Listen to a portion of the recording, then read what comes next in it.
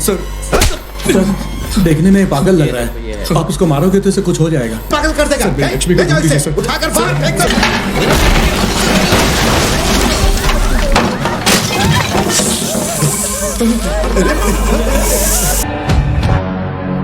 Halo Brody, apa kabarnya kalian?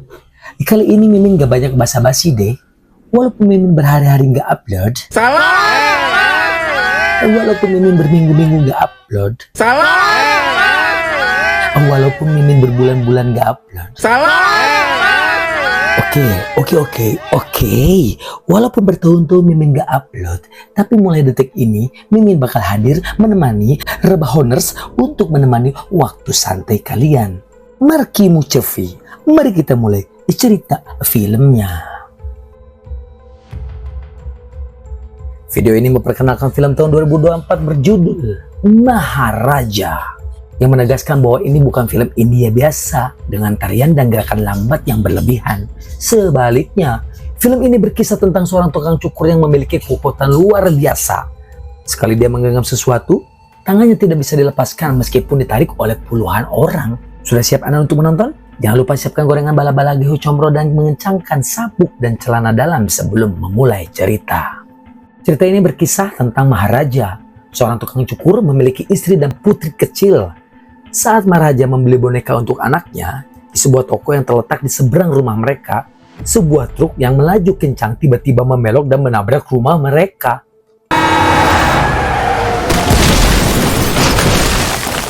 10 tahun setelah tragedi itu, Amu putri Maharaja selamat berkat sebuah tempat sampah logam bertuliskan Yusmi yang jatuh dan melindunginya saat kecelakaan terjadi.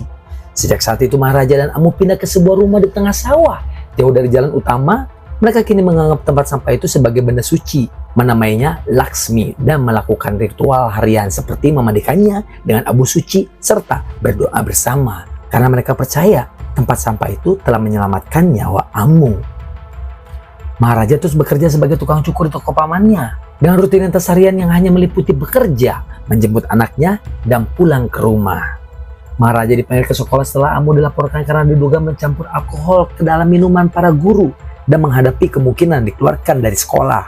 Saat Maharaja membela putrinya dengan mengatakan bahwa dia tidak mungkin melakukan hal itu, seorang guru menghadirkan pelaku sebenarnya, yaitu seorang siswa laki-laki. Namun, kepala sekolah yang sebelumnya sudah menuduh Amu dan memarahi Maharaja merasa terlalu malu untuk meminta maaf dan malah memerintahkan mereka berdua untuk segera pergi.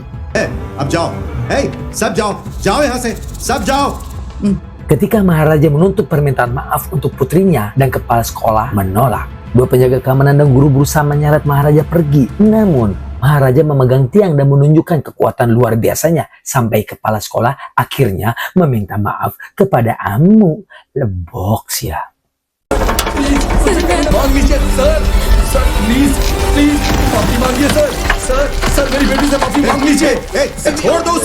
Beberapa hari setelah insiden di sekolah, Amu minta izin untuk pergi berkemah keluar kota bersama guru dan teman-temannya. Maharaja mengantarnya ke bus dan mereka saling melambaikan tangan untuk mengucapkan selamat tinggal masa lalu. Aku kan... Oke. Suatu malam terjadi sesuatu yang misterius. Rumah Maharaja ditemukan dalam keadaan berantakan total dengan Maharaja tergeletak tidak sadar. Seekor ular kobra masuk ke dalam rumah, merayap di atas tubuh Maharaja dan secara tidak sengaja membangunkannya.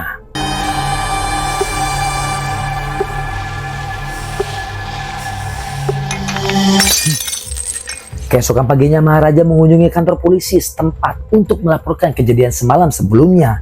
Yang mengejutkan petugas polisi dan juga kalian mungkin ya, ketika dia mengungkap bahwa 3 pencuri telah merampok rumahnya, tetapi alih-alih mencuri uang atau perhiasan. Yang mengejutkan polisi dan juga kalian semua mungkin yang nonton nih ya, dia mengungkapkan bahwa ada 3 pencuri yang telah merampok rumahnya, tapi bukan mencuri uang atau perhiasan. Mereka mengambil sesuatu yang jauh lebih berharga, Laksmi, tempat suci. Para petugas polisi merespon laporan Maharaja tentang tempat sampah yang dicuri dengan rasa tidak percaya dan ejekan. Ketika tuntutan Maharaja tidak dipenuhi, dia terus memohon tanpa henti membuat petugas polisi marah. IG को बताएगा, मुझे मारेगा, क्या करेगा? बोल क्या करेगा? चुप क्यों है? बोलना क्या करेगा? नहीं तो मैं हाई ऑफिसर से बात करूं. Maharaja lalu memegang sebuah balok kayu yang menempel di dinding dan saat dipaksa melepasnya, kekuatan luar biasa menyebabkan rak penyimpanan runtuh, termasuk sebuah toples yang berisi ular kobra yang entah bagaimana tersimpan di sana.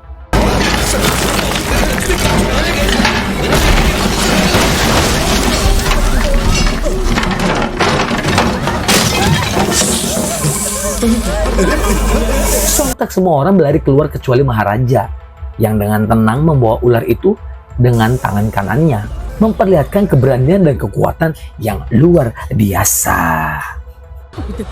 वो आ क्यों नहीं रहा?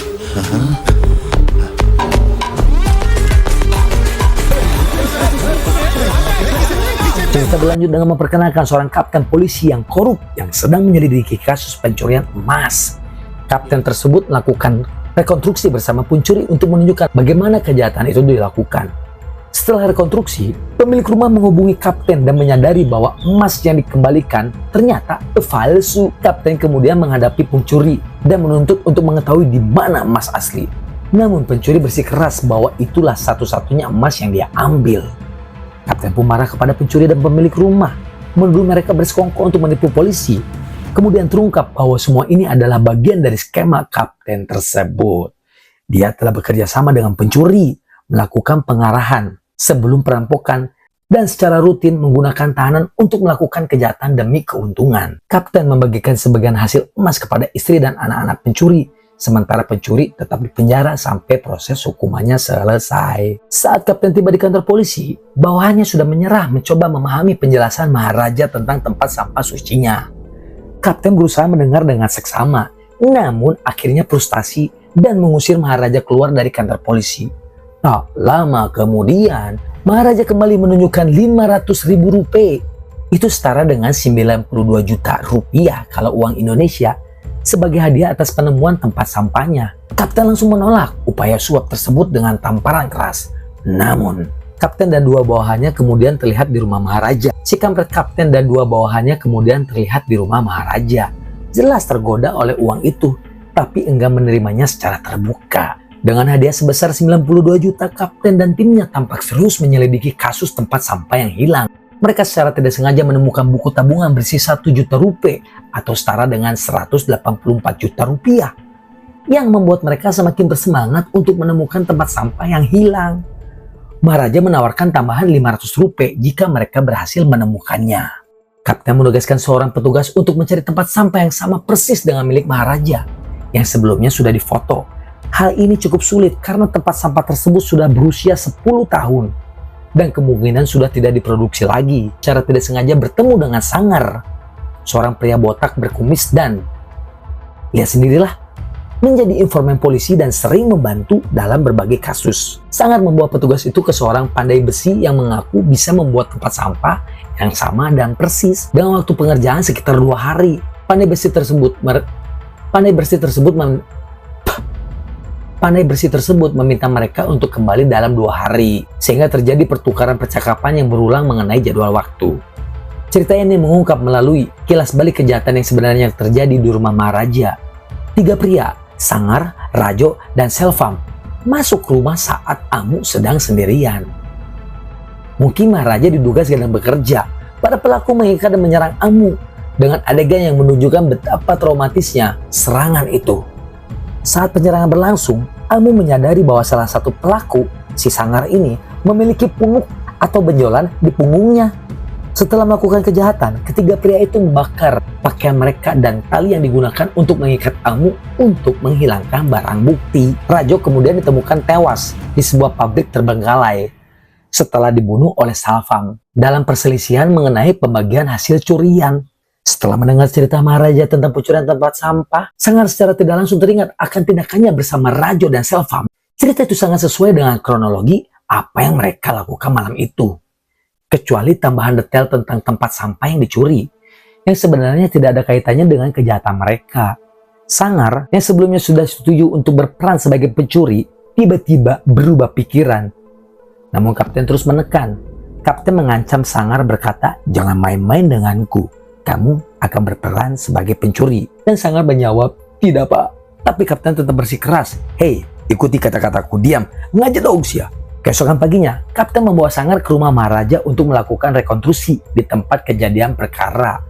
Sangar terlihat sangat gugup saat melakukan adegan ulang, karena takut Maharaja akan mengetahui apa yang sebenarnya terjadi.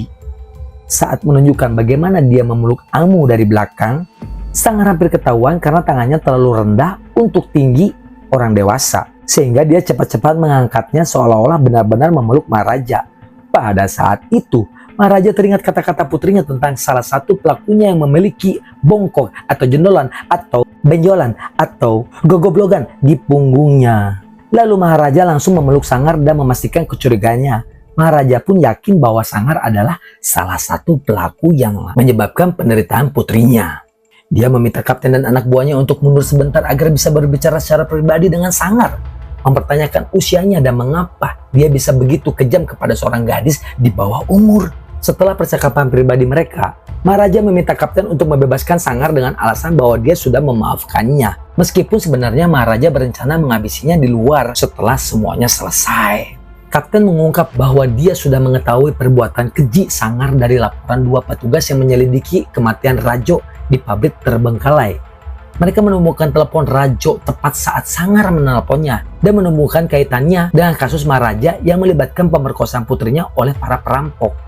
Kapten memberikan parang kepada Maharaja dan mengunci rumah dari luar. Meskipun dikenal sebagai petugas korup, Kapten juga seorang ayah dengan putri seusia putri Maharaja, sehingga tindakannya mencerminkan kemarahannya sebagai seorang ayah jika kejadian seperti itu menimpa keluarganya.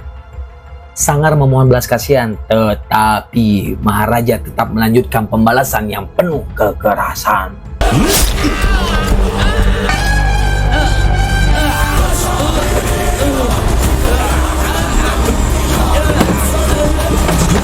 Sekarang hanya Selvam yang tersisa, yang bekerja di sebuah toko peralatan listrik dan sedang mengantarkan barang pesanannya ke proyek pembangunan gedung. Namun Maharaja sudah tiba lebih dulu di sana, mengikuti alamat yang sebelumnya diberikan oleh kapten. Setelah mengalahkan para pekerja konstruksi yang mencoba menghalangi niatnya, Maharaja akhirnya bertemu langsung dengan orang yang dicari, Selvam, pria yang dipenjara 10 tahun lalu, dan salah paham bahwa Maharaja lah yang melaporkannya ke polisi. Karena masih merasa terkejut dan bersalah atas kesalahpahaman itu, Maharaja tidak melawan saat Selvam menyerangnya. Namun, mengingat Amu menjadi korban, Maharaja akhirnya bangkit dan berhasil mengalahkan Selvam sesuai janji kepada Amu. Maharaja segera memanggilnya untuk datang ke lokasi tersebut. Ketika Amu tiba, dia diberikan sebuah kursi untuk berbicara langsung dengan Selvam. Alih-alih marah dan kesal, Amu yang dibesarkan dengan baik oleh Maharaja justru meminta maaf jika dia atau ayahnya melakukan kesalahan. Jika tujuan Selvam saat membobol rumah mereka adalah barang berharga, Amu melemparkan sebuah kain kecil berisi perhiasannya sendiri. Disinilah terungkap plot twist sebenarnya. Salah satu perhiasan itu adalah kalung dengan logo jejak kaki yang dikelilingi berlian merah. Cerita kemudian berkelas balik saat Selvam baru saja dipenjara. Ketika Maharaja, istrinya, dan putri kecilnya mengunjungi rumah istri dan anak Selvam untuk mengembalikan kalung berlian yang sebelumnya belum bisa dikembalikan Maharaja. Melihat anak kecil Selvam yang seusia dengan putrinya, Maharaja pergi ke toko mainan di seberang jalan yang menyebabkan kecelakaan truk yang menewaskan semua orang. Satu-satunya yang selamat dari kecelakaan itu sebenarnya adalah anak Selvam. Saat kekacauan runtuh terjadi, Maharaja mengambil anak Selvam dan mengklaim bahwa itu adalah anak biologinya sendiri. Selvam menjadi semakin yakin setelah melihat bekas luka di bahu Amu yang berasal dari saat barang-barang dapur jatuh menimpa ketika dia masih kecil. Hati Selvam hancur berkeping-keping saat menyadari bahwa dia secara tidak langsung telah memukul putrinya sendiri dan menghancurkan masa depannya. Setelah Amu pergi, Selvam bersujud di kaki Maharaja, memohon agar diberi kesempatan bertemu Amu lagi untuk meminta maaf secara langsung. Namun Maharaja menolak.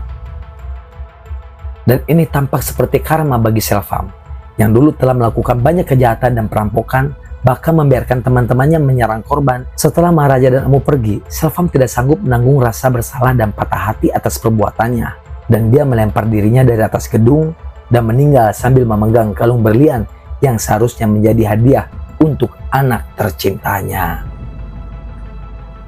Pengulas kesimpulan bahwa ini adalah akhir cerita dengan plot twist yang sangat mengejutkan. sangat menyakitkan, sedih, dan tak terduga. Semua kejadian pada dasarnya didasarkan pada kesalahpahaman. Saat ditanya mengapa Maharaja melaporkan tempat sampah yang hilang daripada melapor serangan terhadap putrinya.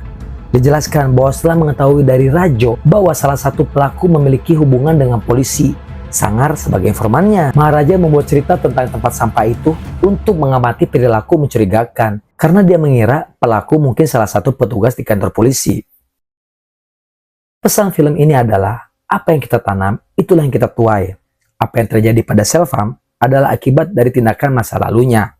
Bahkan kapten yang korup, meskipun dicurigai sebagai pelaku, masih memiliki hati nurani ketika melihat tindakan Sangar yang tak termaafkan. Terima kasih pesuka Babang to the Truth yang sudah menyaksikan film ini sampai selesai. Jangan lupa juga menyaksikan film-film seru lainnya. Tinggal klik saja dan jangan lupa like, komen, dan juga subscribe-nya ya Brody. Sampai jumpa lagi di film berikut selanjutnya. See you next time. See you everybody.